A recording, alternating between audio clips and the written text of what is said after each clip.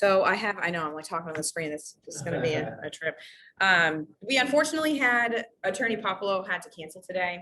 He had something come up, so he is going to be unavailable, but I still think that today's class will be very beneficial. We're going to be kind of just going through all the contracts and disclosures, how to fill them out for newer agents. And if there's any, seasoned agents on here that want to throw in their 2 cents, have some advice, have some, how-tos of their own, feel free to please, speak up. I kind of want this class to be for you guys. So if something, doesn't make sense, stop me. If you guys want to, hear more, let me know. So we'll get right to it. Okay. So this is contracts and disclosures. The contracts we're going to be reviewing today are the buyer agency disclosure, the exclusive buyer agency agreement, the contract to purchase, a lead paint disclosure, purchase and sales agreements, extensions and addendums. Again, today's class was supposed to be with an attorney. So if you're ever unsure about like the meat of the contract, there's attorneys that Jamie is in touch with, that I'm in touch with, that you can reach out to ask questions to, because you always want to be careful of, we're put in a situation where we're presenting these contracts, but the reality of it is that the attorneys are the real experts of the contracts. We're really just filling out these boilerplate mass issued contracts. So you want to have an understanding, but you also want to know when to say, hey, I don't know. You need to kind of consult an attorney. It's honestly always better safe than sorry to say that. You can kind of I always try to say, like, it's my understanding that this is what this means. If you feel uncomfortable, have any more questions, feel free to reach out to either the closing attorney, or if they need a recommendation for an attorney, I'll give them one. So that's what we'll be reviewing today. So this is kind of a little bit of what I just went over. What is our role as agents? It's our job to know the contracts very well and guide our clients to the best of our ability. But it is crucial that we understand basically when to tap on the shoulder of an attorney and say, hey, I think it's your turn to kind of get involved. And it's okay to ask questions along the way if you're unsure to an attorney. I think that they would prefer it that way because, I don't, as much as it's not the most popular belief, I don't think attorneys like litigation. They do their best to avoid it. Once you have some experience with them, working with them, you'll understand that that's really their goal. So definitely always consult them, always feel comfortable consulting them. And if you're not, go to an experienced agent like me, go to Jamie, and they can definitely get you the answers that you need from an attorney. Hey, Sarah, if we come across that situation, yes. When say we need to ask a question for an attorney, would we have to then consult our client and say, listen, I can't answer this question. It would be better served for an attorney to answer. Should they reach out to an attorney? I mean, what if there isn't access to one? What if I don't have access to one? Usually if you go to the resources at your market center, they will have access to one. So you go to your team lead, go to, like, if you have a productivity coach in the office, if you personally haven't been, either you just haven't developed a relationship with an attorney, or you're new and you're just kind of nurturing new relationships, you should go to your team lead, go to your productivity coach, go to somebody in your office where they can kind of say, you could say, hey, this is the situation I'm in. Do you have an attorney that I could ask some questions to? It's also an opportunity, when you're in that situation, to reach out and build your network. As uncomfortable as it might be, attorneys can be really intimidating, especially when you first get into the business, because generally you only hear about attorneys when things go bad, but in real estate, we work with them every day, and we work with them on really happy things, like selling a home is happy, and they do the bulk of the work. So you can nurture those relationships. If you've met with an attorney here, like Mitchell Wiseman, or, Tony Popolo, or any of the attorneys that run some classes here, you can reach out to them, because it's your network is of referrals. Because if you're referring them business, then they'll refer you business. I've gotten plenty of business from working with people like Tony, because he does estates. So unfortunately, he has to deal with the sad side of someone passing away. But if there's property involved, he calls me and he puts me in touch with them. It's not guaranteed that they'll use me, but it kind of creates an avenue to get business. So my advice would be, if you're in that situation, first go to your team lead if you have no one to talk to, no like attorneys that you've been in contact with. Or if you've, had a conversation or taken a class by an attorney at Keller Williams, reach out to them, because they're doing the class for a purpose. Does that kind of answer your question, George? Oh, absolutely answers my question. Like, if I were to say, get a, basic relationship, say with Tony, I could call him and ask him a question pertaining to. Oh yeah, I call Tony, I call several attorneys that I've worked with in the past, like Quicksilver Title is another great company that I highly recommend. They just have it down to like a science. And when you develop a relationship like with a title company like Quicksilver Title, they have a ton of attorneys on hand at all times. So I can call them or shoot them an email and they'll answer. They'll usually give me some indication. If it's too broad, then I kind of have to have the conversation with my client of, if you feel as though you're not getting the information you need to hire an attorney, and that's their responsibility. So there's a question, I could also call, say for the sake of argument, the closing attorney at Red Door Title and ask him a question. Yeah. Seeing as Any closing attorney you've worked with, if you've closed a transaction, you could also always go back to them. That's how I've developed, most of my relationships. Sorry. Wonderful. Thanks, Sarah. No problem. So the first one we're going to talk about is a buyer agency disclosure. I found information on a question that you had. What's your name again? Frank. So Frank asked yesterday whether this needed to be presented at the first business meeting or if it was subject to a specific property. And he was right. It's when you're having a discussion about a specific property. So I like to kind of just present it immediately. Like it's one thing a lot of your sorry, continue your question. There was something else I found out. I don't go through the whole process, but I ran this by Jamie. Yeah. And the scenario this always bothered me about that. Yes. I'm at a party. I'm in a bar. Just Yeah. socializing. And someone mentions real estate. Hi, how you doing? I'm in real estate. All of a sudden, they go into a monologue of wanting to buy their house. Mm-hmm. Now, I don't carry these forms around with me all the time. No. So it's like, do I stop the conversation and potentially let it leak over? Yeah. So I went through that whole thing. And I was taking one of these credit CEU courses, and the answer I was given, first you have to give it to them as soon as possible. Mm-hmm. And supposedly you won't get dinged because you were not in a situation where the phrase was the presumption of doing business. Yes. There's no presumption of doing business. I'm sitting there, on my third pint of Guinness, just gabbing with people. And all of a sudden we're talking about a specific property. Mm-hmm. But I'd have them in my car and I would, if I could make arrangements to meet that person. That's what I would do get is, that right. But anyway, Yeah. so that was, and I've never seen that in writing. so Jamie verified that the presumption of innocence, the presumption of not doing business is the phrase. yeah. And I think that if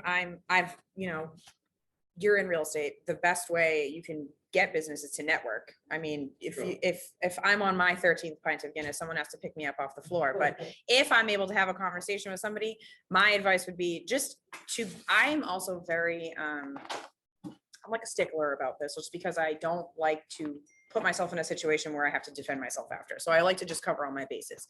If I'm in that situation and I'm having a conversation with someone and they say, oh my God, I would love to work with you. You should sell my house. Let's talk about it. How much you think it's worth. That I kind of take that opportunity to say, can I have your name, your phone number, and your email address? And I'm going to connect with you first thing tomorrow morning. And then I'm just going to set a meeting later and put them kind of in my database and work them long-term. So I have a question. If any alcohol is involved regarding, business type thing, Yes. would it be technically voidable? Yes. Yes, it would be, because if you're kind of under the influence of anything and that could adhere, like even if you have surgery, I've had a closing delayed because my client had surgery and it hadn't been 48 hours since they had been out of surgery. So the anesthesia could potentially affect their decision-making. So if they had signed that contract, they do have a way out of it. So that's again why I always kind of want to take the opportunity to, and it generates long-term business, because you're not just having a conversation with this person at the bar who could potentially ghost me. It's kind of putting in a face-to-face situation that's like, okay, can I have your information? And that's how I would say you'd get business long-term as well. Because now you have them, you can put them in command, you can put them on a smart plan. And then you could get, instead of the one deal at the bar, you get 2 or 3, just so that you could cover your bases for your form. Yeah. And I was just throwing that out as an example. But the main point was you're in a social environment, or it could be the store, it could be anywhere. And that comes up. And that was the answer that I was given.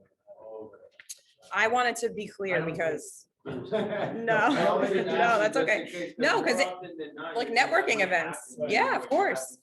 Of course. Something like that comes out. Yeah, one. Yep. I know when I used to do public hearings and stuff, sometimes we'd meet for dinner, and it was just an unwritten rule. I never, ever had a beer with my meal before the hearing. Well, we're Even though I gonna- could handle it. All somebody has to do is smell alcohol on the engineer's breath. Well, we're gonna move Although on. sometimes Yes. setting appointments go really well when you have. With a maybe drink. 1 or 2 cocktails. Because you're like, you know what? Oh. Worst case they could say is no. However, if we got the order of conditions, we'd go on, that was a different story. So I wanted to kind of pull it up. I wanted to kind of pull it up just so that we could kind of, I also do keep these in my car. You know, I keep them in there because if I'm in a situation where it's like, you know, this is probably in the beginning of my career, like it was a lot more, less, we did a lot of stuff in person. Now I feel like the last year and a half, everything's kind of been over Zoom and everything, but I would keep them in my car because I'm like a crazy agent. If someone's like, I like this house and I can see that I could get into it if it's a go and show, I'm like, do you want to go see it? And so I have everything in my car. I have a binder with every contract, every offer, everything so that I can pull it out and say, I mean, it's nuts. It's not always recommended for everybody, but it's something that I would do. I have 3 folders, one with that, one with the buy contract. Yeah, and the and listing the agreement. agency as well, yeah. Yep. And So here you want to specify, you know, today we're talking about buyers, so we'll just check off buyer's agent, but it's important to specify this because this form goes on to kind of explain the different types of agency. So if you're a seller's agent, you've been hired by the seller with a listing agreement to represent them. They've been given this form so that they understand what they're getting into when they get to that contract. Same for a buyer, just a different contract that we'll be reviewing in just a second. So when you're when you're representing the buyer, you should be giving them to this right away. And it can segue into something, the exclusive buyer agency agreement, which would be them formally hiring you. A non-agent facilitator, Jamie, you might be able to clarify this for me. Do you have to be a licensed, because it says it's a non-agent if you're a facilitator. So do you have to have a real estate license to be a facilitator? Or can they just get like their aunt who's good at contracts to do it? So facilitator was really put in there because people that have their real estate license that let them lapse. Mm-hmm. And they're not. Ah, up to date, okay. So they're inactive, they can still legally Facil- get paid a Okay. referral fee or a facilitation fee. Yes. As long as it's inactive and it's still associated with the brokerage. Yep. But a lot of brokerages don't take inactive agents. Yep. We're here at KW for $25 a year. Mm-hmm. We allow that because they're not participating in the everyday of selling and buying. Yep. They're just referring business. Now to facilitate though, this is the big controversial. That's why you'll see an MLS, while they'll only offer like 1% Mm-hmm. or 1.5%. Because they're doing minimal work. Because, yeah, if you read the paragraph, if you're a buyer agent or a seller agent, you have a responsibility for due diligence, care, obedience, XYZ, ABC. Facilitating, all you're doing is facilitating. You want to purchase this property? I'm going to put some words together. I'm going to hand you over here. Whatever else you want to talk about, I'll talk about for you. I'm just like the middleman, but I'm not protecting you, helping you. It's not on my license. Like you don't have the mature responsibility there. It's different. Just getting in the way. Yes, but people like. Not really, because Yeah, when you're, because- don't underestimate your value to a buyer and a seller, because you may think like, oh, they're getting in the way, but they don't know what step is next at all. They have absolutely no idea, because when you're purchasing a home, whether it's for the first, second, or third time, it only happens, I think, on average, like 4 times in a person's, lifetime, and things change. Things in the 6 years that I've been in real estate have changed. And they didn't have buyer agency back in the day. Yeah. It was just seller agency. And then that's when they added facilitator. Mm-hmm. Then they added buyer agency. In this day and age, you're either a buyer agent with an exclusive buyer contract, Mhm. protecting them with XYZ, or you're a selling agent. Mm-hmm. You're one or the other, you can't be both. Yep. And facilitation, it doesn't get used much anymore. Yeah. But you're a facilitator when you first meet a client. Yes. And you have not, they have not. They're a hired you to customer. Be the buyer agent. They're a customer. You show them one property right now. Right now, you're a facilitator. They have not hired you with a contract of an exclusive buyer contract or an exclusive selling contract. You're a facilitator until they check off buyer agent, seller agent, and technically get you under contract. Technically, I'm facilitating for a buyer right now because he went to a yard sale for one of my listings and gave them an offer, a verbal offer at their property. And he came unrepresented and he wanted to stay that way. And I gave him one of these forms and checked off Facilitator so that he understands I am in no way protecting you. If something happens, I represent the seller. I'll guide this for you. I'll make sure, your whatever documentation you need gets to the lender, to the attorneys, whatever, but I don't represent him at all. So if things go south and it comes down to like deposits or, the contract being breached, I have the back of my client, the seller, not the buyer. And that's something I have pending right now. So that's basically that section. So it sounds like when you're talking to a potential client, even about a specific property, you're a facilitator while you're marketing to close that deal with the client. Yeah, if you think like you have to think of yourself as a business, like they're your customer and you're trying to get them to become a client, but you have to disclose But at that point, at what risk level they have and what you owe to them. The other question is, and this goes back to the original question, you have to be a real estate agent, be a facilitator. In my opinion, correct me if I'm wrong, you don't. You just have to be a real estate agent to fill out that form. No, I don't think you have to. Like you can do anything. You can fill that do form out anything, even but if you're you not are you're opening yourself up to some risk. You Because- don't have. Because I've not really facilitated, but when I had my other hat on, I used to talk to people about buying land all the time. Well, there's private sales out there where there's no one involved at all. This So was actually giving advice. Don't do this, don't do that. This is what you have to do. But you can do that, Frank. We've had this conversation. yeah, I know what you were told by Mitchell. I know you're allowed to have real estate conversations with anybody. yeah. Okay. Okay, with anybody. When it's Even subject. if you're at a bar, and honestly, even if I'm locked under a contract with Deb Lucci from William Ravis, and he's sitting next to me at the bar, and he says to me, I have my property listed with Deb Lucci, it's not really moving too fast. Can you tell me a little bit about the market? Can I tell him about the market? Yeah, I can tell him about the market. If he says, tell me how you would market my property or how you could get it to move faster, I would love to have that conversation with you. Unfortunately, you're on a contract with a real estate agent. If you cancel the contract, send it to me and you choose to quote, let go or fire that agent, I'd be more than happy to show you how I would go ahead and get your home sold. Yes. So when it comes to specific about that, no, in contract. Otherwise, open end all the time. You can offer whatever you want to anybody, even being licensed. Yes. Even being licensed. Oh, yeah, especially if you're a bar. Especially if you're at a bar. Especially if you're at the bar. Dual agency in mass. I mean, I am not a fan of dual agency, but it's just on this disclosure form so that they understand if you were to be at an open house at your listing and someone comes in unrepresented and you want to represent both parties, then you'd be a dual agent. That is something that you would definitely want to take like a separate class on, similar to like lead paint. There's nightmares about it. You want to be very careful when you're doing it. That's exactly why I'm not doing a dual agent on my listing in Lawrence. I'm facilitating for the buyer and representing the seller because dual agency opens yourself up as an agent to some risk because you can't really impartially represent both parties, in my opinion. So you're saying you could facilitate? You have a seller client. You can be a facilitator to the buyer.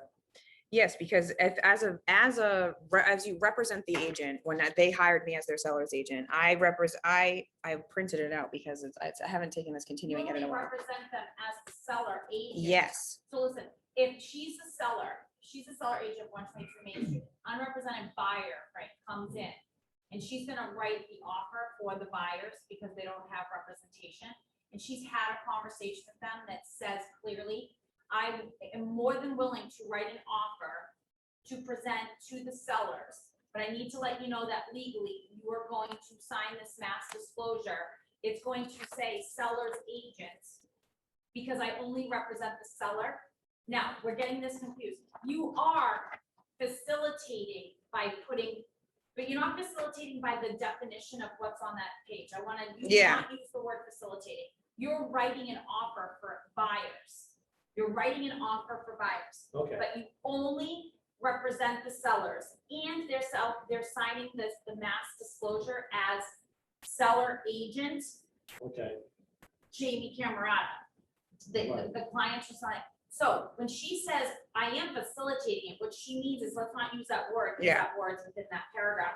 She is putting together okay, the documents necessary, and she is bringing a buyer who's able and willing to a seller. She's signing papers with this buyer, Mhm. but at the end of the day, she only represents the so seller. so the unrepresented buyer knows. Yeah. They're they're fully Yes. aware. That Yes. Sarah is the seller agent. Yes. Yes. And, And they know that because when they sign that mass disclosure okay, and you're having that conversation, they're reading the paragraph because you're clicking off seller agent.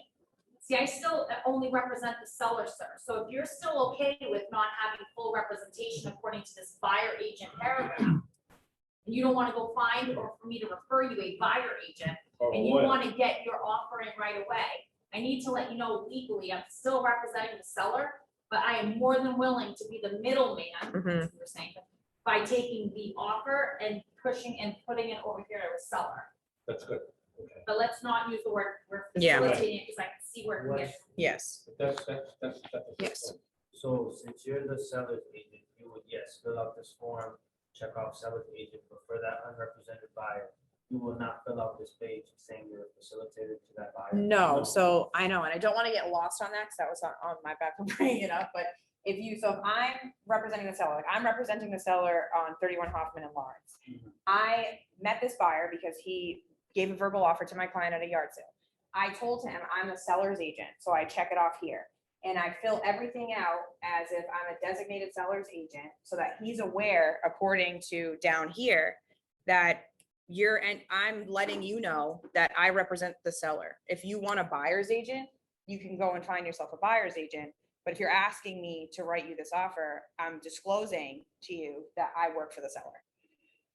In a buying situation, the norm would be that you would be you'd be meeting a buyer that you found from lead gen. And that's when you would go, okay, here, I've met you, I've been working with you, or your referral from somebody. I am talking to you as a buyer's agent. I would be your designated buyer's agent. So this is just essentially saying, so if you're not a designated agent, then every person in this office, in this brokerage at KW Andover represents that client. In my experience, I've always done designated agency. So that's what I can speak to is I would be their designated buyer agent at Keller Williams Andover. So if there's an issue, I represent you, not every agent in the office, just me. A facilitator also has no fiduciary. Yes. When you are a buyer's agent or a seller's agent, you owe them obedience, loyalty, disclosure, confidentiality, accountability, and reasonable care and due diligence. So the fiduciary relationship, and it's my advice is that even if I am, facilitating, I try to be, which I've never been in a situation. I always get a contract to be the buyer's agent, but if you are in a situation where you're facilitating, I can't really speak too much to that because I've never been in it. I don't think that it's a common thing anymore. It's not to the benefit of you, really. No, not really I at would just all. push that again. And again, you'll know when we get to this next slide, this will make a little bit more sense. So that is that on this form, you're required, so they don't have to sign it. They can opt out of signing it. Some people, when you first meet them, don't want to sign anything from you because they think, okay, I'm getting into a contract. I don't have an understanding of what I'm signing. And when you're newer, it just is natural that you may be a little bit on the shakier side when trying to explain because you're just understanding yourself. So it wouldn't be uncommon. I've had it happen to me once or twice when I had first started where they wouldn't check it. They wouldn't check it off because they thought that this was a contract. You still have to keep this form and fill it out, put your license number and sign it for 3 years. You have to save it. You have to make sure that they have a copy of it so that is the rule in Massachusetts. You want to hold on to everything, which is what's nice about having DocuSign or Dotloop is that's kind of already in there and they automatically sends them a copy. So that's another reason why I do it ahead of time. Sometimes I'll send all of this ahead of time and then I go and meet them at the property and show them, and this is kind of all worked out.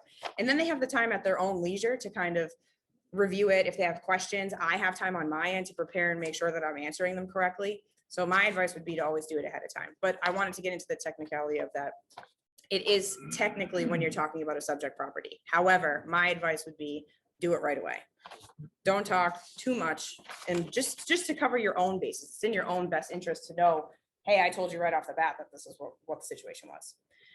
So I don't want to get stuck here too long. Let's move over to the exclusive buyer agency contract. So this, I would say, would have been the most intimidating contract to me when I first started, because as new agents, it might be a little bit shaky. It does a lot in here, but it's essentially the only thing that protects you as a buyer's agent. So we go and we show properties, you know, in this market, we could show someone 50 homes. We don't get paid a penny until that transaction closes. So if you don't have something like this in place, it can create a situation where you could show them 25 houses and then their cousin just got their real estate license and they're going to go with their cousin. And then you could just get paid for nothing. So when you have somebody in a contract with you, make it clear to them, like, this is you hiring me for your services. So in this contract, it lays out, So this is a contract between technically the brokerage and the buyer. So this is technically a contract between Keller Williams and the buyer. It will lay out the duration of the contract as well as how the amount in which you're being compensated. It also states what designated agent from the brokerage is representing the buyer. So this would be a contract between Keller Williams and the buyer.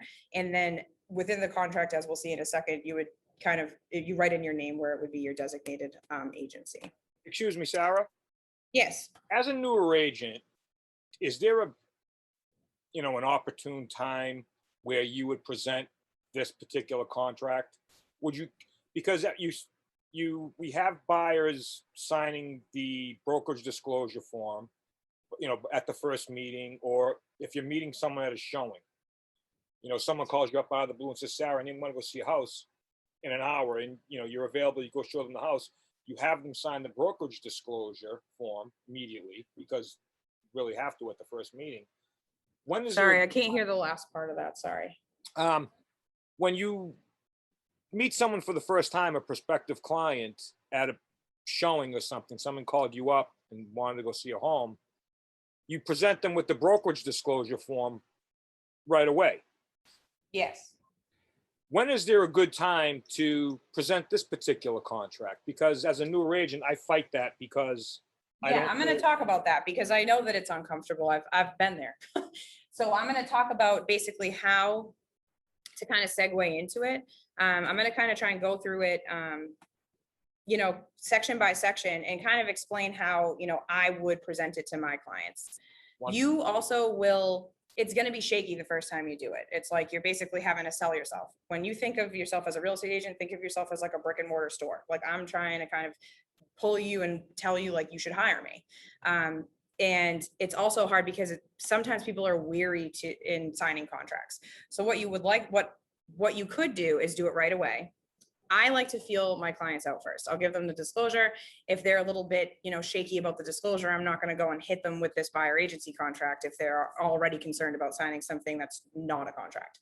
So I might show them a house or two, but as I continue to show them homes, I want to get it done relatively early in the process because, again, it's the only thing that's going to guarantee you a check if they buy a home. So we'll kind of get to how to do it and some questions that may arise.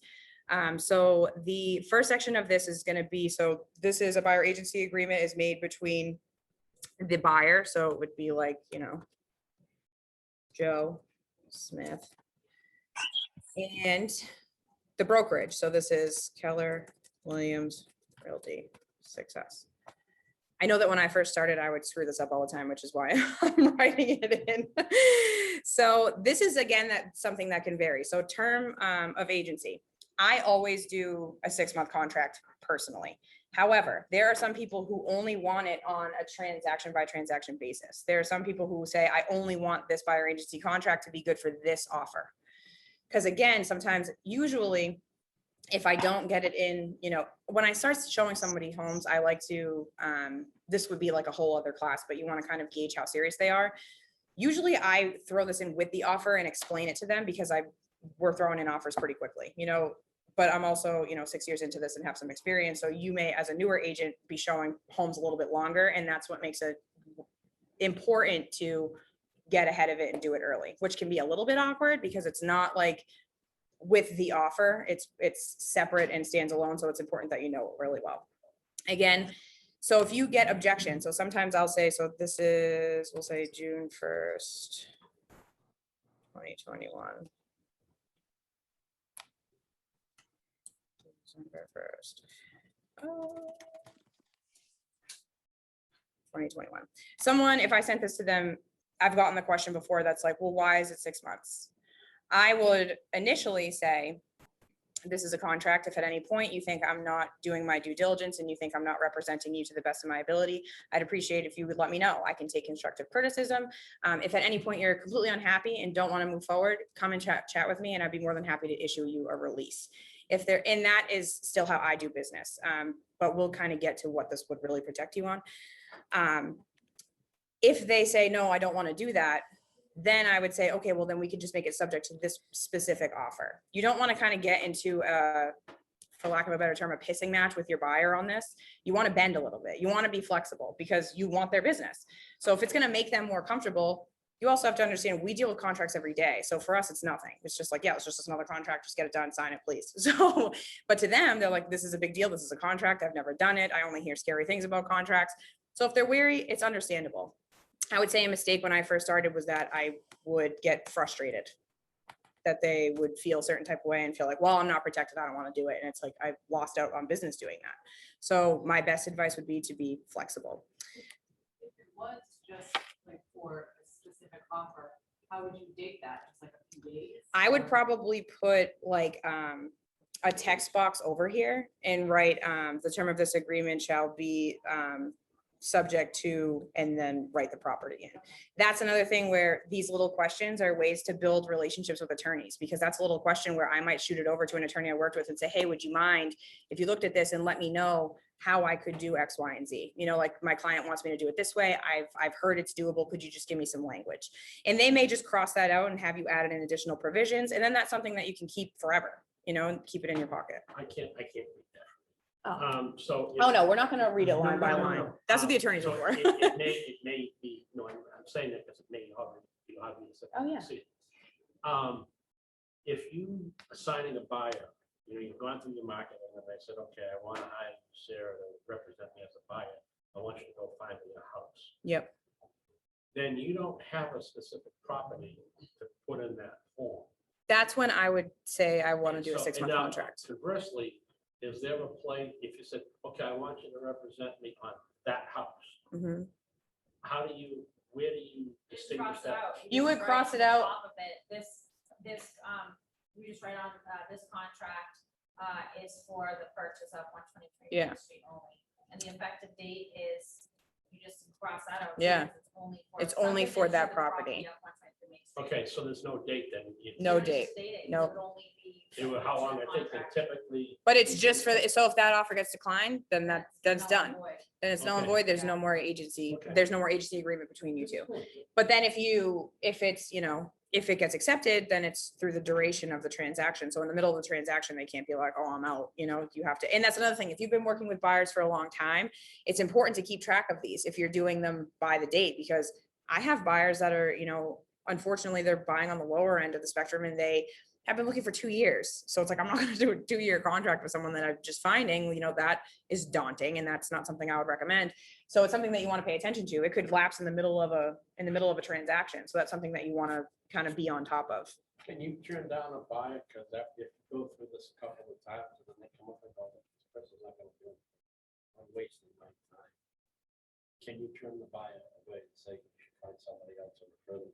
I wouldn't recommend doing that. I would just, it's something that you have to learn how to do in time. But my recommendation would be to say, hey, you know, I think you guys reevaluate some time, to take some time to think about what you want to do, what direction you want to go in, look at some open houses. If you see a property you like, drive by it, make sure you like it, give me some feedback on it, and I'll let you know if I'm available to show it to you. So that's what would be my advice, because you don't want it, because at some point they may buy. You know, it's like you want to try and in real estate keep all of your bridges intact, because I've had situations where people have had horror stories, you know, like where it's like, you know, in and out, in and out. And I've kind of rode the waves with them, and they've referred me a ton of business after the fact. So while it can be frustrating to deal with some situations, you always want to be looking at the long game. Is like, okay, I'm dealing with this. It's difficult. I don't like it. I'm not crazy about working with this person. My advice would be to try to stick it out. Obviously, there are some people who are just miserable. That's a whole other thing. But you could, I've never been in a situation where I would have to cancel this on. I'm assuming that if you were to tell somebody, I don't want to work with you, they're not going to say you have to. They'd just say, well, I'm not available to show you any houses from now until I die. So that would be my advice. I've ended contracts too, like if it's not working out, you as the agent. You probably just sign a have the right to release. fire your client Yeah, of course. At any moment, Yes. at any moment, say, and I put it in writing. Yeah, send a release. It sounds as though that you and I are not a great fit to work together moving forward, and therefore, as of today, May, whatever, we are no longer in contract. Please seek other real estate advice from a licensed professional. I wish you much luck and success. Period. Send. Yes. There's never a moment that you have like an agreement that you have to be with this like buyer. No, you can, again, like Jamie had just said, you can fire them. That's the beauty of real estate. I mean, if you're in the middle of a transaction, I wouldn't, just because it's not the best look. It's not the best look for you. You want to make sure that, like, if you're in it, if you're in the yeah, then fire them. You don't have to ever work with them again. But if you're in the middle of a transaction, it's just, I would stay with it. You know, you want to kind of do what you committed to. Like, I committed to do my job. You're miserable, but I'm going to do my job and I'm going to get it done for you. You also don't have, like, there are some clients where I'm really chummy with them. Like, I become friends with them. I talk with them. There are clients that are just like, send me this. Okay, cool, check mark, awesome. And I only hear from them when they want to sell real estate, and they don't talk to me any other time. And I barely hear from them during the transaction, which is kind of nice sometimes.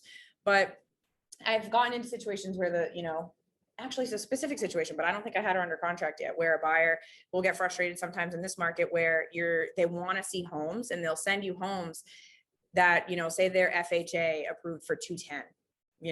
Realistically in this market, you're not going to find anything. And that can be an answer that's hard to hear for a buyer. So when I first started, I kind of didn't know how to manage my time properly. So I would go and show her properties. And then after I started showing her properties, I was trying to tell her, like, this loan won't qualify for this. Like, you're an FHA buyer. You can't have a home that has, chipping paint everywhere and it's a nightmare, and you have to have that hard conversation. That's a whole other situation where you would need to kind of like just continue working with the buyer. She was upset with. Real quick before you go on, I have a client who we've been searching for homes for months. They're very particular in what they're looking for. My buyer agency agreement is lapsing any day now. Just I would reissue it. Yeah, I would honestly send it before it lapses. And what if it does? What if it did lapse? I have to look at it after this meeting. I mean, if it lapsed, I think that, like, if they're happy with you and they're still having conversation with you, just say, oh, hey, I just noticed that our buyer agency contract had lapsed. I'd like to just send it to you again so that we're good to go whenever we have to write an offer. In my business, won't write an offer unless I have this buyer agency agreement. I don't think I'm allowed to through Keller Williams. So I think we're not allowed to. And that is something that you can say as well. Like, if you want to get an offer in right away and we're here now and you're hesitant about signing this, I can't submit the offer for you unless you have an agreement with Keller Williams. And I think when you position it in such a way that you're hiring Keller Williams and Keller Williams is, contracted me out to be your designated agent, it makes them feel a little bit more comfortable, because it's like, okay, Keller Williams has brand awareness. Everyone knows who Gary Keller is, and they know that there's, a broker that they could refer to if you are not doing your due diligence. So that's another way you could position it. But as far as if it's lapsing, I would just get it to them as soon as you can. And then, but I have to reissue a whole new buyer agency agreement, or can I edit the one I have? You may be able to do an extension, but you could probably do an addendum and an extension, but we'll get to that at the end. I have a slide on that. Wonderful. So this goes through, this I won't get into too in depth because I'm not an attorney. So you want to be able to kind of break it down to them, for generally what they're signing. And if they have any specific questions, always refer them back to an attorney. But this is just breaking down what the broker services and duties are, which we kind of went over when we were discussing the disclosure form. This is where your compensation comes in. I don't charge a retaining fee. So I always just check off shall not, NA or 0. So this is a success fee. This is what protects you the most. This is what, you should definitely can get a little bit uncomfortable because in Massachusetts, buyer agency is technically free to the buyer, paid for by the seller. So some people come into buying and they see this contract and they say, well, I thought that the seller paid for me. And this is, we would write in, so I would do like a 2.5% success fee within, I would do honestly like 90 to, not 90. Depends. Within 30 days following the term of this agreement.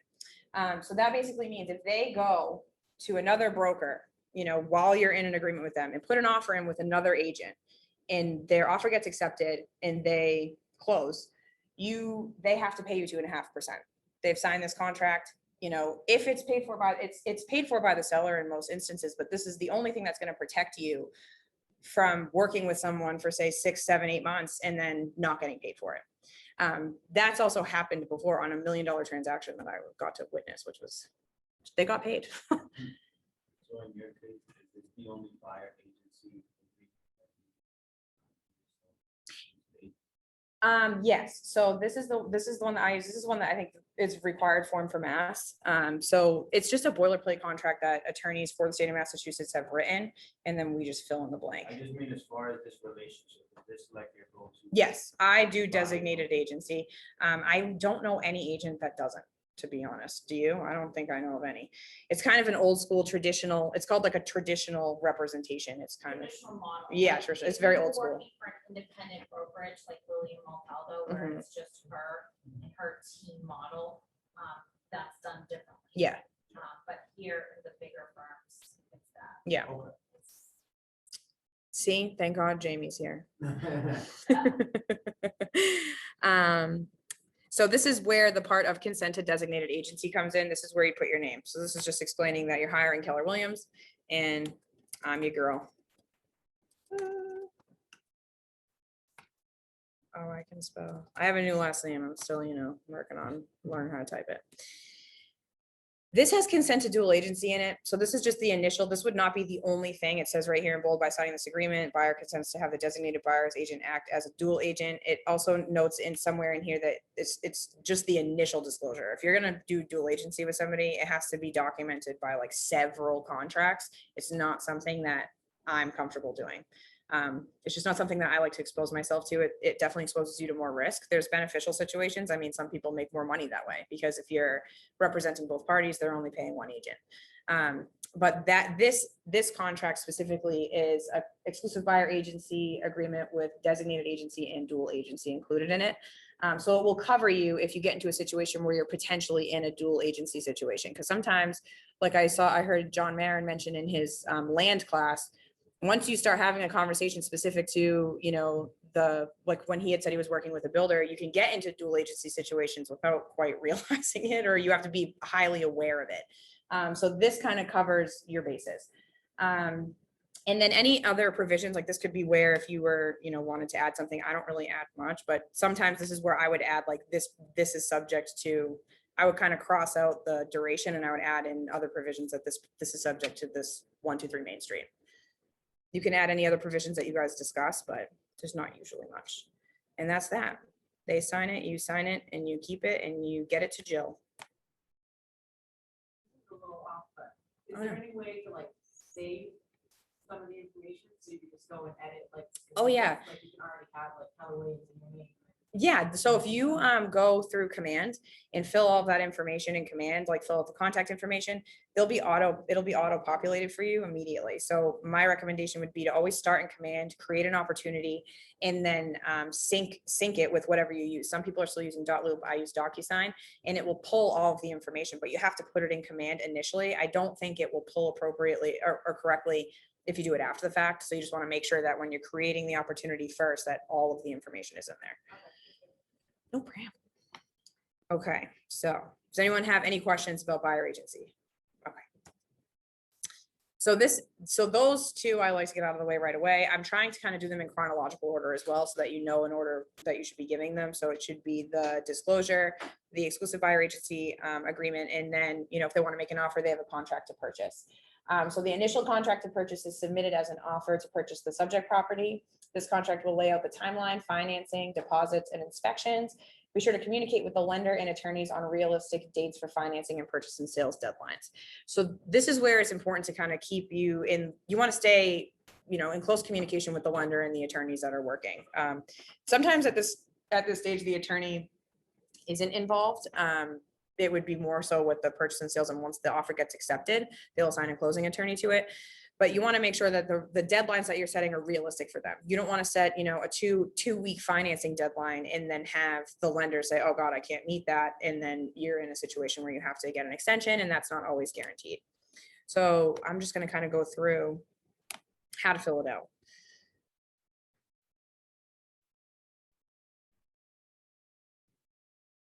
So here, oh, looks, yeah, I already started. So you would put your buyer lives at 1, 2, 3 Main Street.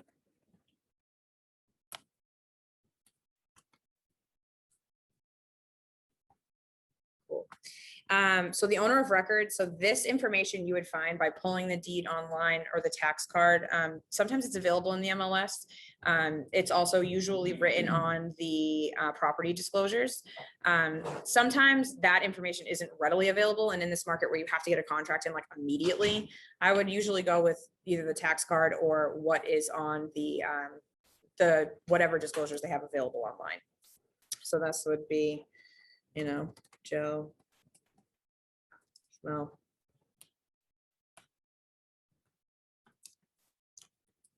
you get the gist. All the rest of it goes in there. So this here is the agent. So I would put myself.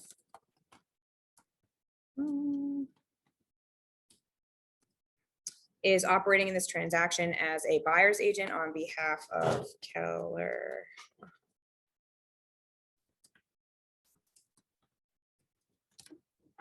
On behalf of Keller Williams. So the buyer offers to purchase real property described as, and here you just put the address. So we'll do like, can you tell I'm a lame millennial? Cool Road, to which I've been introduced by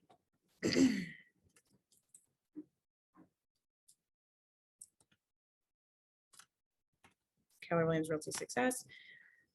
Upon the following terms and conditions. So this is where it lays out the purchase price. This is just going to be exactly, you know, what you would put in for the offer. So say, you know, it's listed at 350. We're going to shoot for the moon. We're going to go for 385. Here it lays out, you know, the deposit. So when you submit your offer, if it gets accepted, you put an initial deposit down. I always mark it as it to be delivered upon receipt of written acceptance. I like to get it in New Hampshire. It's a little bit different. It lays out the days you have to get it to them, but you want to try and get a copy when they agree to put an offer in. You can get a copy of the check, have them write a check out, take a picture of it, and send it with the offer. So another little tip. So in this market, if your clients are working with a larger down payment, you want to be careful about the first deposit. I try to put it no more than $2,500 because if there's an issue at inspection, there's a disagreement. I've been in the situation where the seller doesn't want to relinquish the deposit back when they try to enact their inspection clause, which, you know, you learn quite on that these are contracts and people are supposed to abide by them. But the reason why we have attorneys in court is because people don't. So just because it says in black and white, this person for any reason with no explanation whatsoever can get out of this contract, doesn't mean that the seller is going to listen. So that's why we have this in place. So for the initial deposit, I try to keep it as conservative as I can for that reason. And then the second deposit is due when you're doing the purchase and sales agreement. So that is usually 10 to 12 days after. Again, in this market, the shorter you can make that period, the more competitive your buyer will be, because then the sooner they can get their financing deadline met. So this one, if you're competing, which most people are in this market, you want to make it like a heftier deposit. So I might do $10,000 down with the purchase and sales agreement. And this is towards their total down payment, not in addition to. And I always try to make that clear because that distinction isn't always clear to them. And some people that have never done this before might be like, wait a second, is this like in addition to what I already have to pay? And they get a little, so I just try to explain that up front. So the duration of this offer. So in Massachusetts, there is an offer where there's offer deadlines. This one can get a little tough because I've been in situations where I submit an offer and I don't hear back from them for 4 days. And it's like, so you want to kind of cover your bases with that. You might want to have a conversation with the listing agent and say, hey, do you know when you'll be reviewing offers and coming with a decision, and kind of base it on that. I normally do mine for 48 hours, but again, it's like on a case by case basis. So this is valid until 5 p.m. Today's, we'll say, the 28th. So this contract will create the binding relationship between. Oh, no, this is a bid. So this is like, you already have that relationship with them. You did the buyer agency agreement, and then you've looked at houses, they found a house they love. This is the contract to purchase. So in Massachusetts, the contract to purchase is like the bid. Is like, oh, They signed that agency contract. There- it's binding. yep, it's binding. Again, contracts, people can break them. And, you know, that's another thing you kind of want to take into consideration when you would obviously at that point, if someone broke your buyer agency contract, you would want to talk to Jamie immediately. She would be the first person you would talk to, and then she would handle it at her level. It's not something that you ever want to be doing yourself. That's why there's a difference between sales agents and brokers. You know, brokers and people like Jamie and team leads, they handle that on the broker level. It's not a person to person thing. It's a brokerage and brokerage thing, because if it's like Coldwell Banker is one agent and Keller Williams is the other agent, it doesn't matter if, you know, Debbie and Sarah are the agents, they're not going to duke it out. It's going to be at the broker level. But that, sorry, I got a little sidetracked there. So in Mass, so we have the duration is all set. We're putting 2,500 down if this gets accepted. We're going to have a home inspection. It's going to go great. And then we're going to put another $10,000 down. This is what's laid out so far. We're offering $385,000 for the offer. So the purchase and sales agreement needs to be done. So you usually give a 10-day window for home inspection, just to kind of, for scheduling and everything. In this market, it's not unheard of to try and shorten that to maybe 5 days, because then they can get the inspection done sooner. And for a seller, that's appealing, because if the transaction's going to fall apart, their house hasn't been off the market for, 2 weeks, it's only been 5 days. So when they introduce it back into the market, they have a better opportunity to get, another buyer. And you kind of want to be thinking that way when you're submitting these offers. You want to be appealing to the sellers without risking your buyer. Again, in this market, which I would be very careful of, is that home inspections are kind of getting waived left and right. So you want to be careful, and they're going right to purchase and sales agreement.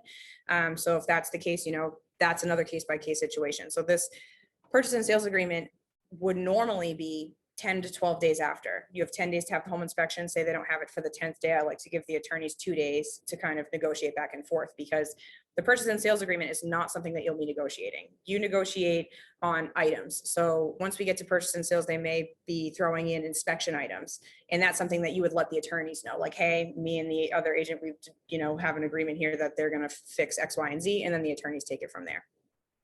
So we'll give this one 10 days. But again, know that it wouldn't be uncommon to have to waive your home inspection to get, some people are okay with doing it, but I would be careful. Yeah. Maybe the inspection.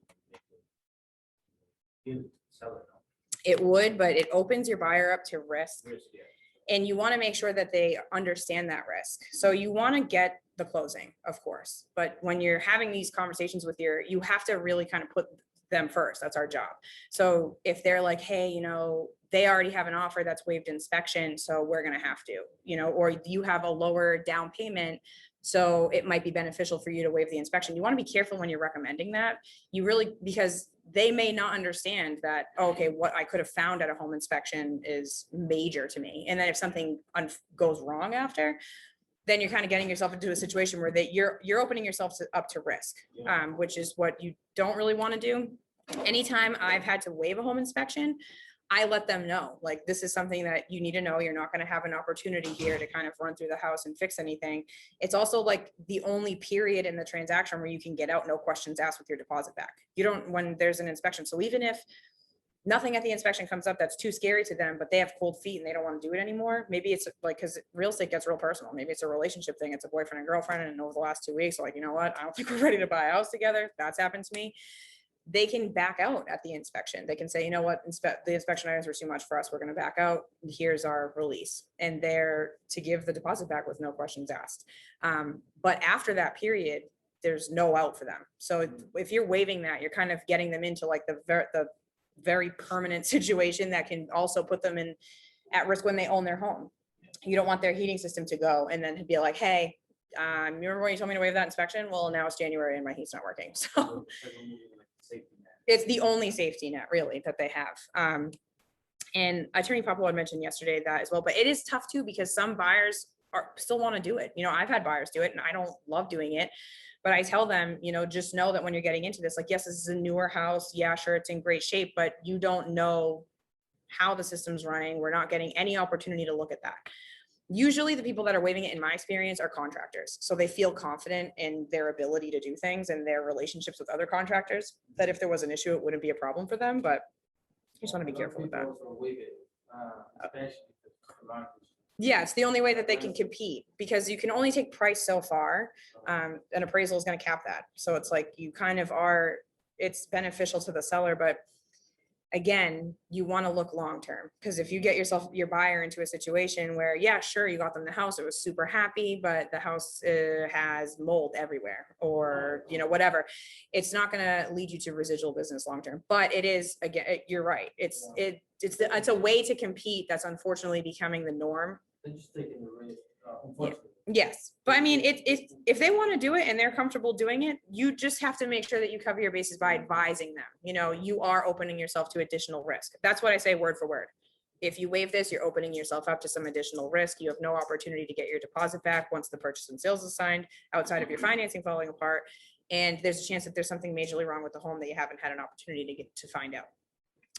So that's just a conversation that you have to have. And then if they decide to do it, girl, send it. We'll do it. We'll send the offer in.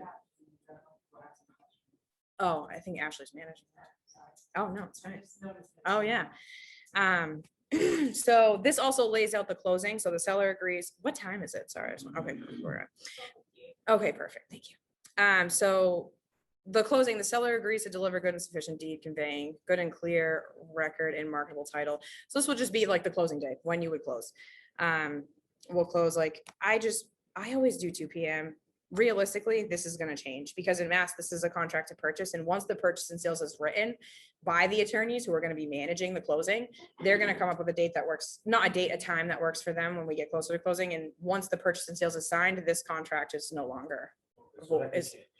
Oh yeah, so this could change. This could definitely change.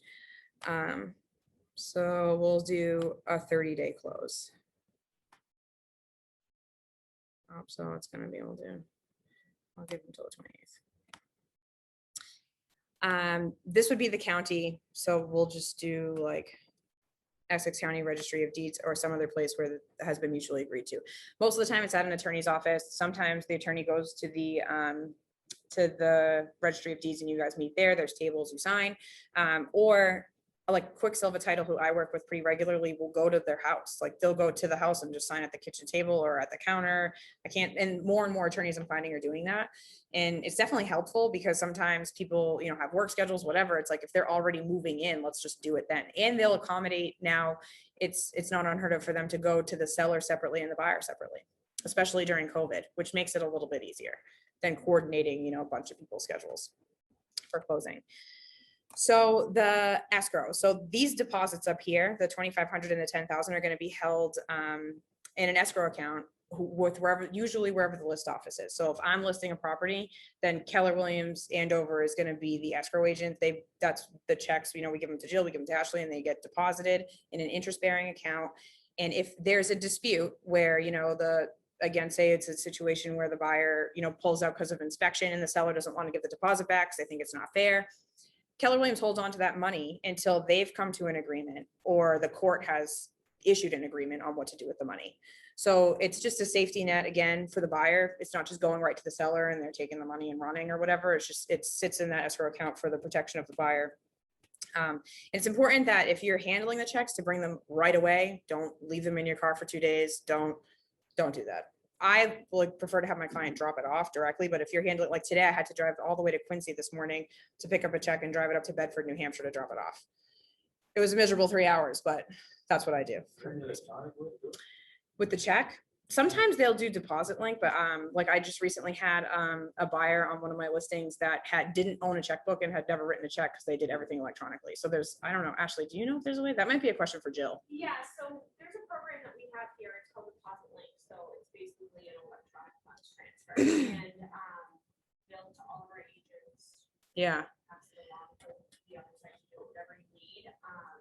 I know Jill is kind of working on that, especially with newer agents, to really kind of get that going. Yeah. It's just easier, it's faster, there's less errors, because what's happening is a lot of your clients are coming in, they're dropping off a check. Not saying and the property we don't address know or the anything. property Yeah. address, we don't know the agent's name. Just a random and then check. there's Yeah. like an orphan check that we Yeah. have coming around. And then you'll get those emails that's like, whose check is this? Exactly, so. Yeah, but if you're on the buyer side, you're gonna be collecting that check and bringing it to whoever the list side is. If it's this office, great, but it could be Century 21, it could be, any Coldwell Banker, and they usually have drop boxes. So if it's later in the day, you can put it in the drop box.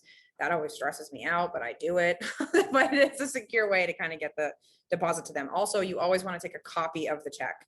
Always, always, always take a copy of the check. Black out or crop out the account information, because the lender's going to need a copy, Jill's going to need a copy, you're going to need a copy. So just get it right away. And fun fact, on your iPhone, if you press on the notes tab, it's a scanner as well, because I love that. Just figure that out. It's my new favorite thing. And you can email it as a PDF, like right from your phone. It just makes my life so much easier. Small things make me happy. So in this situation, we'll say that Keller Williams, well, no, I want to change it because we're Keller Williams agents and it'll be. So we're going to do Century 21. Contingencies. So this is the section on contingency. So there's a mortgage contingency. If you have a cash buyer, which if you have a cash buyer, I'm jealous. Cross this out. They don't have to borrow money from a bank. There are people that are waiving their mortgage contingencies even when they're, going through the lending process, which I would like absolutely never recommend. They'll lose their entire deposit. I don't know. Or if they're putting, I think some people that are putting a hefty amount down might feel comfortable doing this. I still wouldn't. What if you could lose your job? Anything could happen. Anything could happen. My dad's an agent and he's actually had someone die in the middle of a transaction. So like anything can happen. So you really want to make sure that these protections are in place. So this would be the buyer's obligation to purchase is conditioned upon written financing. So if they're putting down, we'll just say that they're going to finance, what do we say, 385? They're going to finance, 324,000. And so this date's very important that you want to pay attention to. So I'll usually do it I do it like 2 weeks prior to closing, but don't be surprised if you do that and then you get a call from the list agent that says, can you move that financing date up? And that's why right now lenders are trying to help us by becoming more competitive and being able to turn loans around in like 2 weeks. But the standard would be, it usually takes 2 weeks from the time of a purchase and sales agreement. So if you're thinking the purchase and sales agreement is going to be done on the 7th, we're going to do it 2 weeks from the 7th. And then, that is something that would probably be an item you'd have to negotiate with the other agent. And that's when you definitely want to be having a conversation with your lender first, and that is also something that they can call your lender and talk about. Like if you, I don't know if anyone was in the class yesterday. One of the agents in here had mentioned, which is always, a good thing, have your lender call the listing agent and advocate for your buyer and say they're a solid buyer. And then any lending questions, just go right to the lender. But it's not uncommon for you to get a call and then you to have to kind of negotiate that and work that out with the lender. God, what would be 2 weeks from the 7th? Oh, thank you. I have mom brain, I'm sorry. Okay. So this application, means that they have to have this part here.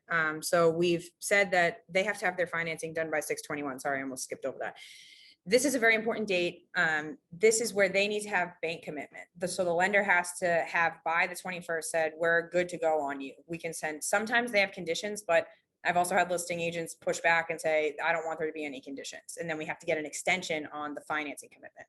So that's something that, you'd kind of have to work out as you go. But this is committing that to the seller that I'm good by June 21st, the bank will have given me, had said that I'm good. There might need to be title work done subject to the property, but me as a buyer will be vetted and they'll be committed to giving me the funds by the 21st. And this down here, this part that you're filling out here is saying that they're gonna have their application process. I always say I always do it within 2 days. So if we're here the 26th, 20th, we'll do like by 5:30.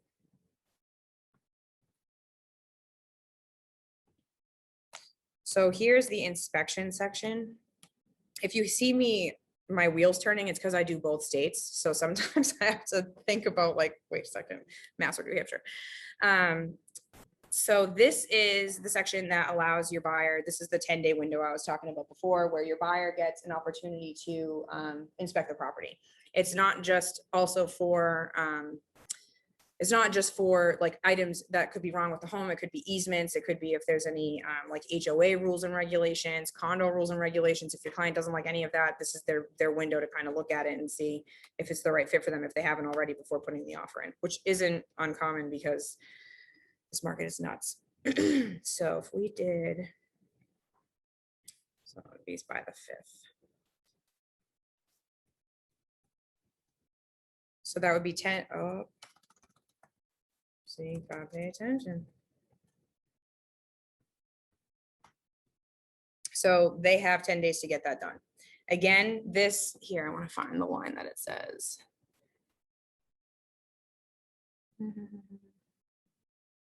There's a section in here that expressly says that, oh yeah, the buyer shall have the right to give written notice received by the seller or seller's agent by 5 on the calendar day after the date set forth above, terminating this agreement for any reason. It doesn't need, you don't have to send them a copy of the inspection report. You don't even have to tell them what the issue is. All you have to say is, we're not satisfied with the home inspection and we'd like to, end this contract. And you have to send the releases that way. Representations and acknowledgements. There's usually none. I'd have to kind of do more research on that. Hang on 1 second.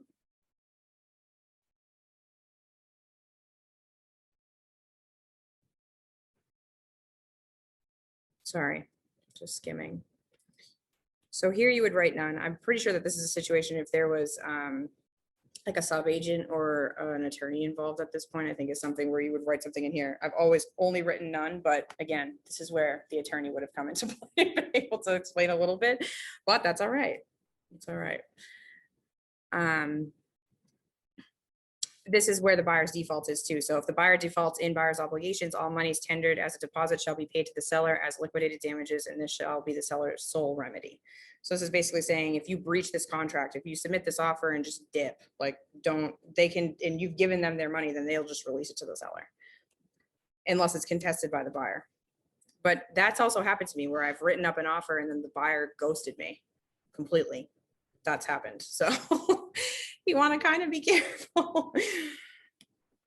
Additional terms. This is where if you were to kind of ask for closing cost, we're going to kind of go over what would be some additional terms. Sometimes if the additional terms are too long, we would do an addendum to the contract to purchase, and that would be a separate form. But this is where we would kind of discuss if there were, I would like $2,000 back towards closing costs. This is where I might write in here, buyers flexible on closing date, because that's popular in this market where the sellers need time. This is where I might make a note of something like that. In Andy Consoli's ABC Real Estate School Continuing Ed, he taught me that to be very careful about what you put in the additional terms because you're not an attorney.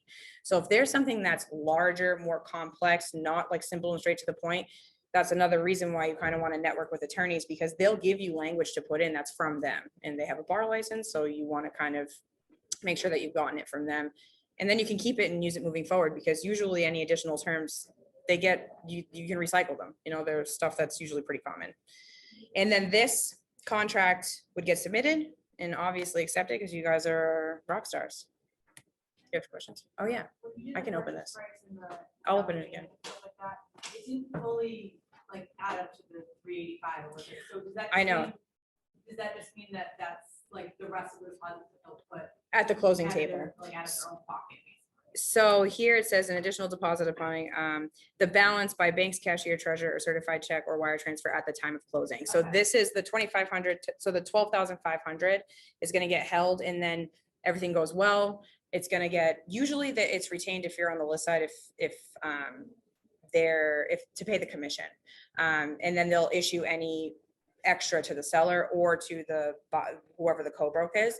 But as far as the buyer goes, the rest of their deposit, which will be explained to them by the attorneys and the lender, they'll get their the CD, the closing disclosure, and that has the money that they need, where it's going. It's explained. They have to sign it like a million times. So that's something that you may get a question of like, oh, what do I do? And that's where you always want to refer back to your lender. You know, like, hey, talk to your lender. They'll be able to get you explain exactly what you need to bring. Always make sure that they have their ID at the closing table. And it always has to be a bank check. I've been at a cash deal where the guy just pulled his checkbook out, and the attorney was like, you need to bring a bank check because like, what if this bounces? And I like, we're like on record, but she accepted it. So she accepted his checkbook, but you want to kind of just make sure that you tell them like it's a bank check. But the lender, if any lender that you work with that's good, which is most of them, will clearly explain that to your buyer. That gets brought. Sometimes it's a wire too. It's kind of complex, but that also kind of gets reiterated in the purchase and sales agreement. So all of this information you get sent to the attorney, and the attorney uses the information in this to write their purchase and sales agreement. No. So closing costs is we're going to talk about that on Friday too, like a breakdown of what the closing costs are. Matthew McDonald from Premier Lending is going to be back here. He was here yesterday. He's going to be back on Friday. Yeah, oh God, he came here, but he's gonna come and kind of just discuss what the closing costs are and the breakdown of them. It's definitely a conversation you want to have with your buyers early on, because I've been in this, you get into some weird situations the longer you get into real estate. But does anyone have any questions? And again, I was kind of just doing loose numbers, so this is something where you would want to double check your math 8,000 times. Like when I write this, I probably review it like 10 times before I send it over. And it's hard because in situations where you're like, sometimes they just got into the property and the deadline's like 2 hours from now, it's like, you want to kind of just make sure it's done. Most agents, if there's a mistake on it, you're going to be working with this person for 30 days. So like you want to have a good relationship with them. Most agents will say, hey, I saw that you like, missed this or whatever, and then you can fix it. But you want to kind of make sure that this is always correct, especially the numbers, especially the dates. And the dates are always something you want to keep track of. Like I have a whiteboard in my office that has financing date with the property address, inspection date with the property address, purchase and sales date with the property address. And I can't say enough, Gary Keller and the Keller Williams community is very big on leverage. A transaction coordinator is worth every single penny. They do the contracts in and out. They wouldn't do this. So once it's important to know this part, because the transaction coordinator would take over once you were in at the purchase and sales point, or once this is accepted. In New Hampshire, it's a purchase and sales. And once it's accepted, they help you manage the timeline. They stay on top of it. So while you're doing lead gen and showing houses, they're on the back end of your transaction saying, hey, Sarah, don't forget the smoke cert. Hey, Sarah, don't forget, that the inspection deadline is coming up. Do you want me to write an extension for it? What do you want me to write in the extension? And like, it's just, I think that at most it's like $400. Like, it's so worth it. It's so worth it. Because they help you. This can get overwhelming, especially when you start managing more than one transaction at a time. Like if I've, 2 or 3 transactions pending at the same time, it can very easily get like, wait, is the financing deadline for this one? So I'm also on the road a lot. If you're buyer heavy, you do a lot of showings, and like, I'm in a situation where I have a toddler. So I'm like constantly on the go. Like a transaction coordinator for me is like the answer to all of my problems. And especially as newer agents, they're usually able to kind of help you as well. Cause like Christine is my transaction coordinator, and she was a capping agent here, and she just decided she didn't like the stress of the process, and so she just does the back end stuff, and she's amazing at it. And I just recently capped, and I credit it to Christine, because she's dealing with all this stuff while I'm able to go out and lead gen and show houses and do stuff that I wouldn't be able to do because I would be busy managing my process on the back end. So that's another way to kind of help with this. And they'll teach you, they'll guide you. You have a team who kind of be, help. Yeah, if you have like a team, like if you're heading a team or if you're on a team. If you're on it. So if you're on a team, like I started on a team, usually like if you're on like Jeffrey's team, I'm sure if you had an issue, you go to Jeffrey, he'll be able to kind of work it out with you and guide you through this. If you're like, hey, I wrote this up, could you review it beforehand? Like that's what I used to do. I came from my parents' real estate team. I would have my dad review everything I wrote.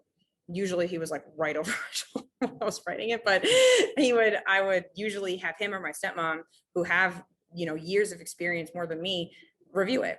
And even like in the office, like every agent in here that I've encountered has been very nice. And so if an agent were to come to me and say, hey, could you review this for me? Or could you look at it? I'm absolutely going to do it. Just because I know what it's like to be new. And I think most of us do.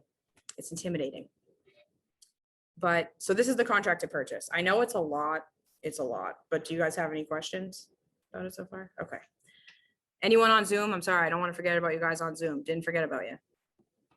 Nothing? Okay, cool. So the purchase and sales agreement, I'm not going to do a ton on this because this is, again, where an attorney comes in. Attorney Pablo would have been here today, but he unfortunately couldn't be. So I kind of put an example of what a Massachusetts purchase and sales agreement looks like, because it's very different than New Hampshire. In New Hampshire, the offer is purchase and sales, but I won't get into all of that. Each purchase and sales is different. The attorneys write them, and they usually add clauses as they experience bad stuff. So if they litigate, or if there's popular, cases, they add, whatever is going to protect their client from having to experience that. That's what they do. And so they'll get it. They'll do a draft purchase and sales. Sometimes they'll copy you as the agent on it. Sometimes they won't.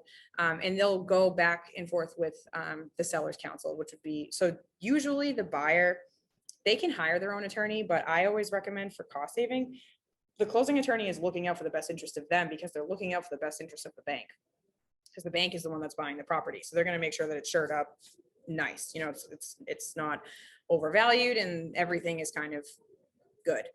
So you can hire, the buyer can hire the closing attorney to represent them as well for a much smaller fee. And I would always recommend that to them, especially for first-time home buyers, because it's hard enough when you're a first-time home buyer to come up with your deposit and your, closing costs and all of that. So if you go with the closing attorney, it's just as good representation. And they do a good job of explaining. Especially, I've mentioned them a couple of times, Quicksilver Title. They've answered all of my buyers' questions in depth, and they're available literally until like 11 o'clock at night. So you can get relationships with really good people. But the attorneys negotiated on behalf of the buyer and seller. That's why I put or the bank. Sorry, I can't save this. Let me move this. Each one is different, and they write it differently based on their prior experience. But I know that what Mitchell Wiseman had just did a whole thing on purchase and sales, it can get pretty intense. So I'm going to skip it because this is more of the attorney thing. And you also want to be careful. When I was a newer agent, I would get hyper involved in stuff like this. And I'm sure that the attorneys wanted to like flick me away like a fly, like, please go away. So you want to kind of learn like what your role is, like stay in your lane. I can't stress that enough. It'll just alleviate a lot of aggravation for you and frustration. The attorneys, if there's a tier, they're on top of us for sure. They're like they're higher up on the food chain. So you want to rely on them. They know what they're doing. If they just make it clear to them, hey, I'm here. If you need me to do anything, you need me to kind of pick anything up, drop anything off, circulate anything for signatures, let me know. If you need any clarification on, specific, like sometimes there's furniture, not usually in the purchase and sales because it can affect the appraisal, but sometimes there's different, very specific to the buyer and seller terms that need to be clarified. And instead of the attorney calling the buyer and seller, they'll just put the agents on it. So you want to just always be as helpful as you can to the attorneys, but know that you're not an attorney. In the beginning, I think that I was a little bit kind of like felt as though like I'm doing these contracts, so I need to know everything about them. And it's really not my job. That's the attorney's job. You need to know enough to inform your buyer, but know when to refer back to an attorney, because you don't want to put yourself in a situation where you're pretending you're an attorney. Oh, sorry. Continue. One of the things Mitchell mentioned was that the P&S agreement needs to agree with the offer. Yes. One thing, and you had mentioned furniture, and you sort of changed it. Yeah. One of the things we've heard from attorneys, including Mitchell, was be careful what you put in the agreement. That's why I took it back. Okay. Because if you put it in correct me if I'm wrong, No. my understanding is if you put it in the P&S agreement and the offer, then it becomes part of the appraisal. Yes, that's So why. if I've got a lot of woodworking equipment in my basement. Mhm. And if I get a guy that wants to buy that, that's a separate agreement. Separate thing. And should that just be a separate agreement and not referred to at all? Yes, not referred to at all. I think sometimes again, where I have to switch gears between Mass and New Hampshire. Sometimes in New Hampshire, it's easy and it's a mistake. It's definitely not what you should do, to do an addendum. Like, oh, I'll do an addendum, and instead, in place of, you know, inspection fixes, you're gonna leave behind your patio furniture and your dining room table. That would be something that you negotiated, but it's like, you really want to, again, refer to the attorneys, like, is this something that I want in the purchase and sales, or is this something that's gonna affect the value of the property? So that's, again, something on like a case by case basis, and I don't think it belongs in the purchase and sales. It should be something completely separate. You can do a separate like purchase agreement with them, which is not uncommon. I've had someone buy literally a house full of furniture, and I think I involved the attorneys and just asked like, hey, can you just let me know like how I should have this written up? And they gave me advice. And the more you work with the attorneys, the more that they'll get to know you. Like, if I call, they know who I am, and you can develop that relationship too and ask payment those for kinds of that- questions. payment For that extraneous Separate. stuff is at the closing.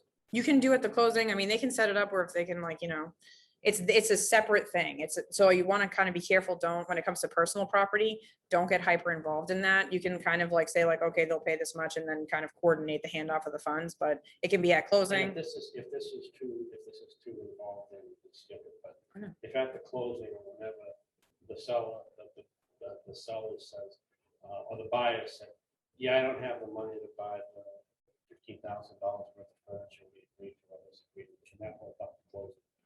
Yeah. Okay. Yeah. Cause the seller could say, well, I'm not selling you my house because now I'm gonna have to go get all the furniture. You have this other side agreement then. Yeah, so you want to kind of say, that would be a situation where the attorneys would take Oh, over. yeah. That's a situation where you're like, I'm not an attorney. I'm not an gonna attorney. see I don't know ya. anything. Tomorrow we'll be able to kind of talk a little bit more about it too. Like, I've been in situations where I've had to negotiate at the closing table because something like that happened, where they have a disagreement, and all of a sudden the buyer is saying, oh, well, I want X, Y, and Z, and the seller saying, no way. Okay. And sometimes the attorneys will get involved and say, they'll tell you what you need. Like in that specific instance, they were like, I'm not recording this paperwork until you give me X, Y, and Z. And it's like, okay. And then it's your job to kind of get it done. And it depends on the attorney, but yeah, that's something separate. The purchase and sales agreement is very in-depth. It's an attorney-driven thing. If you have any questions about purchase and sales, definitely reach out to an attorney. And if you don't know how to answer a question about a purchase and sales agreement, don't answer it. Just refer back to an attorney. The best answer is, I don't know. It's better to say, I don't know. I think in the beginning of my real estate career, I was a little bit hesitant to say, I don't know, because I didn't want them to think I didn't know, but it's like, it's better to not know and be honest about it than give them wrong information or have to backpedal or put them at risk. So the lead paint disclosure, this is another one where you could literally take an entire class on lead paint disclosures.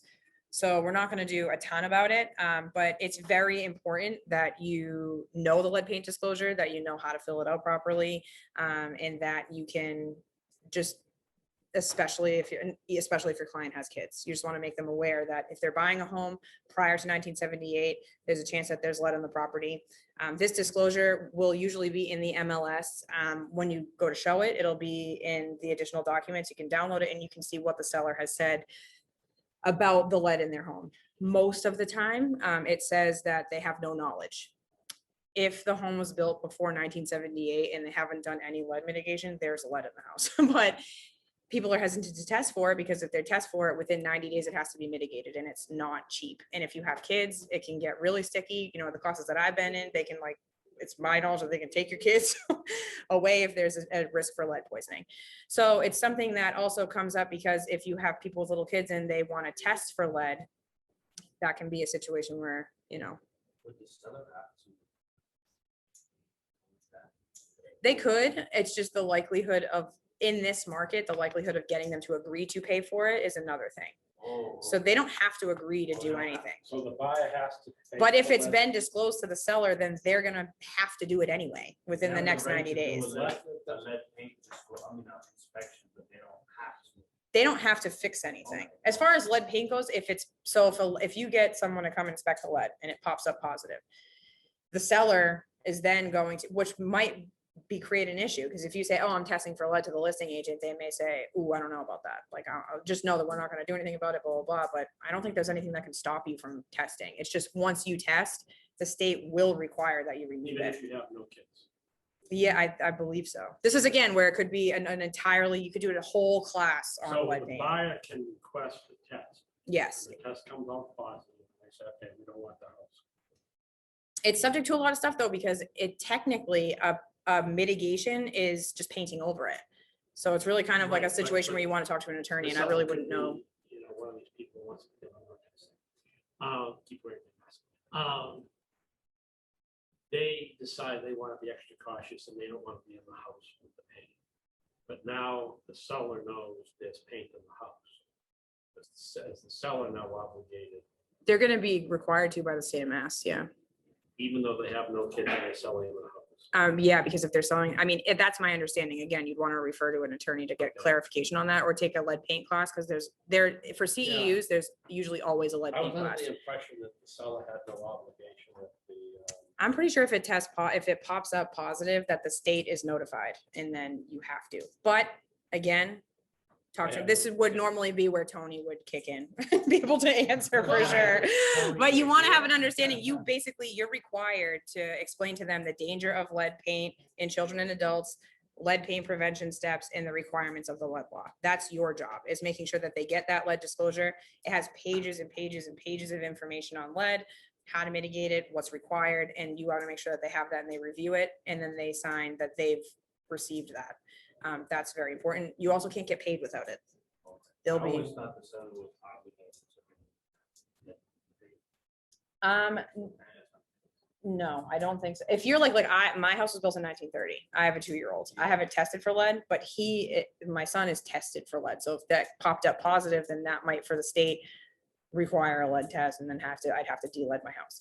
So that's like a situation where if you're more in real estate investment, so if you get with someone who's trying to buy up multifamilies, that would be a situation where you might want to kind of seek an attorney's advice. Like, do you think that, especially as a newer agent, like, see, I've been doing this for 6 years and there's still big questions for me about lead paint. I always rely on an attorney, because this is a situation, again, that opens me up to a lot of risk. So I just want to make sure that I have all of my, and that's where I might refer them to, hey, can you just talk to an attorney about this? Make sure that you're comfortable moving forward. I always try to emphasize with my buyers their comfortability level. Like, I want to make sure that you're comfortable before we move forward. And this is something that they'll see before they even look at the house. This will be up there when they're like, hey, I want to see this house. You go on the MLS to type it in and it'll be in there. If they're already like, oh, I don't know, my recommendation to you would say, I would look for a newer home then, because we live in a region where the homes are so old that I think, what was it? There was a percentage, I think in New Hampshire, 62% of the homes have, or were built prior to lead paint laws being in place. So it's an issue, especially in New Hampshire, but we're working on Mass now. So that's something you want to be aware of. This is something I would have liked Tony to kind of highlight more. So that's why I'm kind of like, not. Form has to be given to the buyer at the PNS or the offer. I give it to them prior to showing. It would be at the offer. This has to be signed with the offer before the, offer. yes, with the offer. So usually if you submit an offer and they don't have this, the listing agent will usually say, hey, can I have the lead paint disclosure? Okay. So that should be part of your offer Just wanted to package. verify. Oh, I yeah. thought that, but I Yeah, wasn't you want to sure. do this, the lead paint disclosure, if there's any property With each disclosures. offer, because if this deal doesn't go through and then they look at another house. Yeah, You have to submit it with each Yep. offer. yep. And there's I know. sometimes is Massachusetts disclosure forms, as far as just like in New Hampshire, it's a requirement. It's a disclosure state. So they have to disclose everything they know about the property, especially if anything is wrong.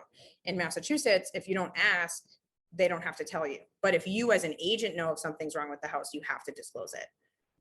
So this is something separate. This is like, But the listing agent has to have that, the listing agent initiates the process. If the house was built before 1978. they would start this and this would be up there. The listing agent puts it up on MLS. Yes. And then. And when the they, buyer yeah, agent when the picks it up. listing agent puts it up on the MLS, this section will be filled out and the agent's signature here, and all of the seller and the seller agent's information will be filled out here. And then it will be your job to fill out the purchaser section. So to fill this out, it varies on the situation, because sometimes you see stuff and they have a bunch of lead information that the house has been leaded and it's certified and they have all of that. And if that's the case, you would want them to initial where the purchaser or lessee purchaser has received copies of all documents checked above. And if there is no information, or if they've received nothing, then you would write the purchaser's received no documents. If they've just received this, you would initial here, and you want to check off if they've received a 10-day opportunity to check for lead, and where it's so popular to waive inspection nowadays. If they do waive inspection, it's very important that you get them to check off they waive the opportunity to conduct a risk assessment. Because if their kid gets lead poisoned after and then comes through, you want to make sure. And that offer has to be included with the offer, even if the buyer is an elderly couple. I'm pretty sure, but talk to an attorney about that one for sure. Anything regarding any potential risk taking? Definitely consult. I still do. Attorney? Okay, yeah. Right. I still do. If you're like, Do so. yeah, and or like even if it's not an attorney, it could be. I always like to go to an attorney just because I have a close relationship with the couple, so it's just easier. If there was like an agent in the office that I knew, I wouldn't hesitate to ask them either. I might pop in and ask Jamie. I might, ask Jeffrey or somebody else. Like what they're. Well, the reason I ask is because one of the problems, I have a lot of problems with this form, but one of the things I don't like about it is if you try to be overcautious, Mhm. you can get fined. Yeah, It's not like, when we're talking about the agency disclosure, you want to be overcautious, you just send no harm, no foul. This thing, if the house was built on January 1st, 1978, that's an $11,000 fine. Mhm. So if you. You want to be try careful, overcautious, and that's you why can I always say if you don't know, don't answer it. If you're unsure of how to fill it out, get help filling it out. It's a case by case scenario. Would be different for different situations. No, well, No. technically the building permit needed to be pulled by If you 1970. went Do a to- lead paint class. I don't want to misquote it. But if you take a lead paint class, they give you a ton of stuff. 1977, Yeah. and painted the room 1978. You cannot use this form. Okay, I see. Okay, it's one of the other problems I have. That's why you can't be overcautious. This form confuses a lot of people. Yeah, yeah. It still can confuse me at times, but it's important that you get it right. So- with an attorney. Or even an experienced Oh, yeah, an agent. Yeah, experienced somebody. agent as well, yeah. But it's a case by case thing. So it's like if they have provided their certification that it's been removed, then it needs to be filled out differently than if they don't know. I mean, So- what if a person had, there's no guarantee that a person in 1979 didn't have any lead paint. That's what I'm saying. and paint Yeah. the wall. I mean, It doesn't. be serious. It doesn't. But hopefully at that point, it is a safe, well, I'm not saying it. Yeah. For this recording, I'm not saying it. Take a lead paint class. But it's an important document to keep track of, and it's an important document to get right as far as in the buying process. So a big part is the extensions and addendums. So I'll kind of get into more tomorrow too, how you can kind of creatively save a transaction by doing stuff to your listing contract and stuff like that can kind of save a deal. But we'll get into that tomorrow. So the reasons why you might need an extension or addendum would be for financing, home inspection, appraisals, or purchase and sales agreements. If we couldn't get a home inspector in by the 10-day window, we'll need an extension for home inspection, and we'll also need an extension for purchase and sales agreement. If, the buyer financing isn't coming together, then we'll need an extension for financing. If, say someone's tapping into their 401k to take out money for their second deposit, and it's taking longer than they thought to get to them, you need an extension for the deposit window. So there's certain things that you just want to, this is where the contract is so important to stay on top of. Usually the attorney will stay on top of the financing deadline, but I would stay on top. They're busy, like they sometimes they get into litigation, sometimes emergencies pop up, sometimes they spend time in court. So it's something that I always try to they also have paralegals, and usually the paralegals are on it, but you want to specifically pay attention to the inspection and financing dates. And if they need to be moved, do it when you have more than enough time. And appraisals. So I wanted to talk a little bit about appraisals because right now it's not uncommon to see in additional provisions or in an addendum that they would be okay. The buyer will pay $5,000 over the appraised value, or buyer will pay no more than the appraised value, or, creative language about that. That's becoming a thing. As far as that's kind of in my experience on the newer side because of how high everything is and how, inflated the market is. But these are all situations where you would need an addendum, and they can get, I wish I should have pulled more. If I knew Tony wasn't going to be here, I would have pulled some just to kind of show you guys the kind of language that you use. And this is, again, where if it gets too in-depth and it kind of gets complex, the addendum that you're writing, you may, as a newer agent, want to reach out to an attorney relationship or a more experienced agent to kind of make sure that your wording is correct. Does anyone have any specific questions? So I do think we that's want, it. typically write the extensions and addendums, or is that done by the attorney? No, that would be- Yeah, So when you're in the contract to purchase window, that first like 10 to 12 day window, it's on you to do it.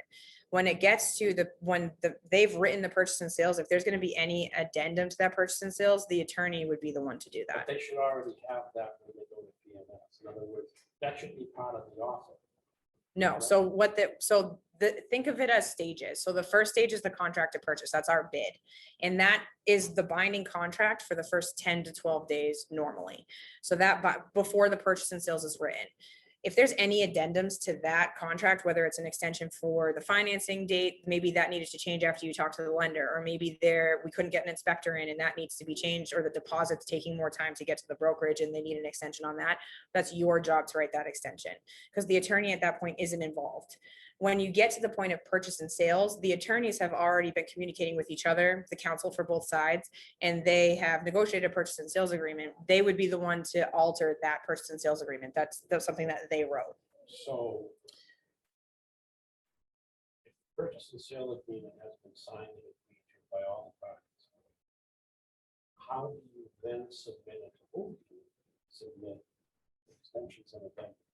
So Yeah. usually it's negotiated by the agent. So it's something where maybe the listing agent needs to call you guys need to change something, or I'm trying to think of a specific instance. So it could be financing deadline. We're well into this and turns out, we're having a hiccup with financing deadline of June 10th is not going to be met. It's June 8th. We're for sure, we're not going to have a conditional approval by June 10th. I'm going to reach out to the seller side and say, hey, I'm running into a situation with lending. How you relay that would be something that you kind of learn as you go. But if it were me, I would say, hey, we ran into an issue with my buyer's lending. I can assure you, if you want to talk to the lender, that it's going to be fine, but X, Y, and Z happened and it's created a delay. Would the seller be okay with an extension to June 15th? That way it's giving us an additional 5 days to get that approval. What they may say is, sure, but I want a conditional approval so that I can see what conditions need to be met in those 5 days. So you go to the lender, you ask for a conditional approval, they'll give you the approval. It's the approval with just like what else needs to be met. Sometimes they'll take that for the financing deadline, but you ideally would like a clear approval by that point. So that would be like on a case by case basis. But then once you've come to an agreement and seller says, yep, we're comfortable with that, we think that these items can be taken care of in the next 5 days, you would then go to the attorneys and say, hey, they're fine with that. That's in some scenarios. Sometimes the attorneys take it upon themselves and say, hey, finance, because the attorney is also communicating with the lender. So the lender might just go right to the attorney and say, hey, we're not going to make the financing deadline. And the attorney just goes right to the seller's counsel and deals with it, and they agree to an extension. Sometimes the extension isn't a written extension. Sometimes they say this email's fine as proof, or fine as it is. And they'll confirm that all parties are okay with it. No, but those emails and stuff, that's between the attorneys. No, I mean, sometimes they'll have you it really depends. Sometimes you get the information first that they're not going to have it. Maybe the attorney is in court and hasn't seen their email, and then you've seen it first. So then you would obviously take the initiative to talk to the listing agent. And then there's been times where I'm talking to the listing agent about it and the two attorneys are already talking about it. And then I go to check my email and it's already been dealt with. And I'm like, oh, great. They already did that. So that's something that is kind of on a case by case basis. Every attorney too is just like an agent. Like, you're going to do things a little bit differently. So every attorney that you meet and interact with, you'll see, their process is a little bit different. But does anyone else have any questions, concerns, feedback? Anyone on here want to share some stuff about their buyer experiences? If not, I mean, I think that we're good. If you ever guys have any questions about buying, need any help, feel free to just reach out to me anytime. You guys gonna be here same time tomorrow? Yeah, same time tomorrow. Tomorrow, if anyone's on here, it's going to be super fun. I mean, I can see that there's some people on here. I just don't know how many. No, we're going to do it in the office. So tomorrow is going to be very interactive. So just know that we're going to do an icebreaker. We're going to do it's going to be one of them lame classes, but it's going to be cool. I'm going to be sharing. No. I'll make you all anyway. I'll break you into Zoom rooms. No, but I think that it'll be fun. I'm just going to be going over some of what I would refer to as nightmare deals, just things that I've had to negotiate that were not typical. I'm going to start with some stuff because obviously there's newer agents in here, and I want to make sure that the regular negotiating is covered, like the small stuff, but part of what makes you so valuable to your clients is that when there's fires, you know how to put them out. And I still to this day learn something new on every transaction I do, because something new always pops up. And you're on the front lines of the transaction. So you're heavily intertwined with these people and these families, and you kind of probably sometimes want to know more than don't want to know as much as you know. But those personal things create problems within the transaction that need to be fixed. And it's on you to kind of come up with a solution. And I want to emphasize for, negotiating overall tomorrow, it's important to work with your co-broke agent and realize that you guys are on the same team. You're rooting to kind of push the transaction along and help these two families do what they need to do. So that'll be for tomorrow. It'll be highly interactive, and I hope to see a good amount of people. It'll be fun. Sarah, I'm gonna try to come in there tomorrow. Is that okay? Oh God, yeah, George, welcome. Awesome. All right, well, I think that's it.